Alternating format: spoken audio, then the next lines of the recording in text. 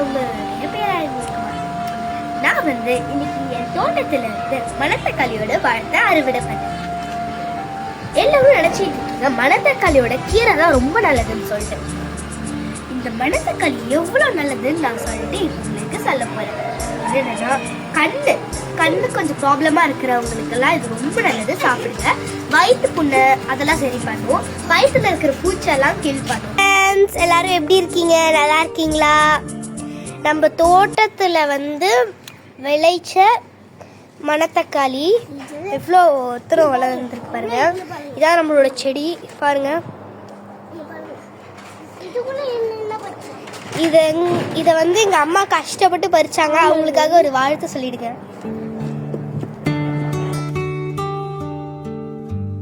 பூவுக்கெல்லாம் சிறகு முளைத்தது என் தோட்டத்தில், வெண்மீனெல்லாம் நிலவாய் போனது என் வானத்தில், 30 நாளும்